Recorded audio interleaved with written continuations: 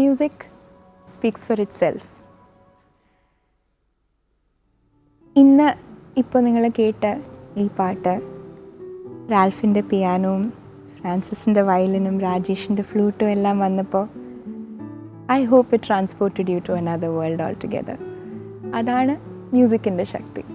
അതേപോലെ we are here again to talk about good music, good musicians, good experiences in music.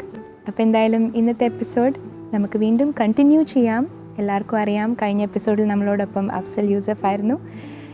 ഇന്നത്തെ എപ്പിസോഡിൽ നമുക്ക് കൂടുതൽ വിശേഷങ്ങൾ അറിയാം. So let's welcome once again on duet Afsal Yusuf.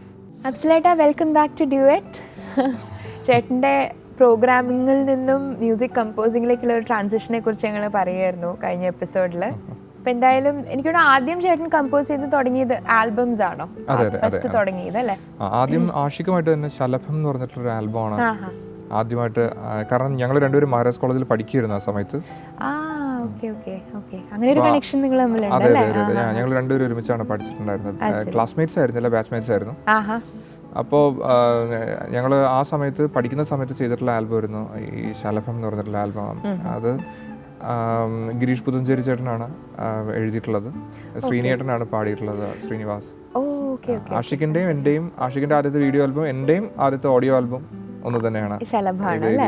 അതിനുശേഷമാണ് ഇപ്പോൾ ജോത്സിന് പാടിയിട്ടുള്ള മാഖൊക്കെ ചെയ്തിട്ടുണ്ടായിരുന്നത്. അപ്പം ഈ ശലഭത്തിലേക്ക് കമ്പോസ് ചെയ്യാനായിട്ടത് ആഷിക്കേട്ടൻ്റെ ഒരു ഇൻട്രസ്റ്റിലാണോ, ആഷിക്കേട്ടൻ അപ്രോച്ച് ചെയ്തതാണോ? ഇല്ലില്ല, ആ സമയത്തൊക്കെ ഞങ്ങൾ എങ്ങനെയെങ്കിലുമൊക്കെ സിനിമയിൽ എത്തിപ്പെടണം എന്നൊക്കെയുള്ള ആഗ്രഹമൊക്കെ ആയിട്ട് അങ്ങനെയൊക്കെ നടന്നിരുന്നതാണ്. അപ്പം ഞങ്ങളുടെ ഒരു കോമൺ ഫ്രണ്ടാണ് അത് പ്രൊഡ്യൂസ് ചെയ്തത്. അപ്പോൾ ആഷിക്ക് വീഡിയോ ചെയ്തു, ഞാൻ മ്യൂസിക് ചെയ്തു, അങ്ങനെയാണ് ആ വർക്ക് ചെയ്തിട്ടുണ്ടായിരുന്നത്. അത് ശരി, ഓക്കെ ഓക്കെ. പിന്നെ കുറേ ഡിവോഷണൽസ് ഒക്കെ കൂടുതലും ഡിവോഷണൽ സോങ്സിന് പ്രോഗ്രാമിംഗ് ആണ് കൂടുതലും. മ്യൂസിക് ഡയറക്ടേഴ്സ് മറ്റു പലരും ആണ് കൂടുതലും ചെയ്തിട്ടുള്ളത്, പക്ഷേ കീബോർഡ് പ്രോഗ്രാമിംഗ് ആണ് കൂടുതൽ ചെയ്തിട്ടുള്ളത്. അപ്പോൾ അതിനുശേഷമാണ് ഫിലിമിലേക്കുള്ള ഒരു ട്രാൻസിഷൻ. ആദ്യം ചെയ്തത് എനിക്കൊരു ചന്ദ്രനിലേക്ക് ഒരു വഴി. അതെ, ചന്ദ്രനിലേക്കുള്ള വഴിയാണ് ചെയ്തിട്ടുള്ളത്. അതൊരു ആർട്ട്, അതെ അതെ, ഒരു അക്കാഡമിക് ഫിലിം ആയിരുന്നു. പക്ഷേ അത് കഴിഞ്ഞിട്ട് ഒരു 2-3 വർഷത്തെ ഒരു ബ്രേക്ക് ഉണ്ടായിരുന്നു. 2008 എൻ്റെ രണ്ടാമത്തെ പടം കലണ്ടർ കാലണ്ടർ അത് ചെയ്യുന്നത്. അതിൽ ഒരു കൊമേഴ്ഷ്യൽ ഫിലിം എന്നുള്ള രീതിയിൽ ആളുകൾ തിരിച്ചറിയുന്ന പാട്ടുകൾ അതിൽ കൂടെയാണ്, കലണ്ടറിൽ കൂടെയാണ് വരുന്നത്.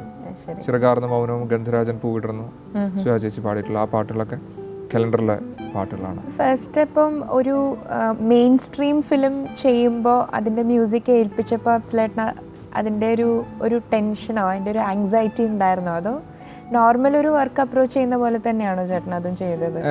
മൂവിയായിട്ട് റിലേറ്റഡ് ആയിട്ടുള്ള വർക്കുകളിൽ ഇതിനു മുമ്പ് ഇൻവോൾവ് ചെയ്തിട്ടുള്ളത് കൊണ്ട് അത്ര ടെൻഷനൊന്നും തോന്നിയിരുന്നില്ല. പക്ഷേ എങ്ങനെയാണ് അതിന്റെ ഒരു രീതി എന്നുള്ളത് അറിയാം, ഏകദേശം അറിയാം. പിന്നെ എന്താ വെച്ചിട്ടുണ്ടെങ്കിൽ നമുക്ക് കൂടുതൽ മ്യൂസിക് ചെയ്യുന്നതിനേക്കാൾ ടെൻഷൻ ഉണ്ടായിരുന്നു വെച്ചിട്ടുണ്ടെങ്കിൽ ഒരു ഓപ്പർച്യൂണിറ്റി കിട്ടുമ്പോൾ നമ്മൾ ചെയ്യുന്ന മ്യൂസിക് ഡയറക്ടറിനും പ്രൊഡ്യൂസറിനും ഒക്കെ അല്ലെങ്കിൽ അതിന്റെ സ്ക്രിപ്റ്റ് റൈറ്ററിനും ഇവർക്കെല്ലാവർക്കും അവർക്ക് ഇഷ്ടപ്പെടുമോ എന്നുള്ളതായിരുന്നു ഏറ്റവും വലിയൊരു ഇതുണ്ടായിരുന്നു.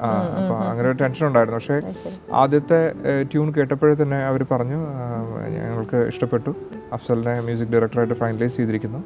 അങ്ങനെ പറഞ്ഞിട്ടാണ് പിന്നെ ബാക്കിയുള്ള പാട്ടുകളെല്ലാം ചെയ്തിട്ടുണ്ടായിരുന്നത്. അത് ശരി. കലണ്ടറിൽ ഒരു എനിക്ക് തോന്നുന്നു അതിലത്തെ പാട്ടുകൾ വളരെ നോട്ടീസ് ചെയ്ത ഒരു വർക്കായിരുന്നു കലണ്ടറിലെ പാട്ടുകളെല്ലാം. എനിക്ക് തോന്നുന്നു നമ്മൾ മലയാളികൾക്ക് എല്ലാവർക്കും അറിയാം കലണ്ടർ എന്ന് പറഞ്ഞ ഫിലിം പോലത്തെ പാട്ടുകളെയും പറഞ്ഞ എല്ലാവർക്കും. രണ്ട് പാട്ടുകൾ ഈ സുജാ ചേച്ചി പാടിയിട്ടുള്ള ഗന്ധരാജൻ പൂവിടുന്നു, അതുപോലെ തന്നെ ചിറകാർന്ന മൗനം എന്ന് പറയുന്ന പാട്ട്, രണ്ട് പാട്ടുകളും കുറച്ചൊക്കെ ആളുകൾക്ക് അറിയുന്ന.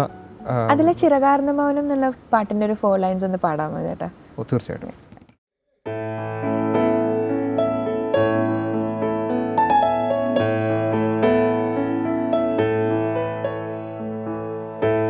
ചിറകാർന്ന മൗനം ചിരിയില്ലൊതുങ്ങി മനസമ്മതം നീ മിഴിയാലയോതി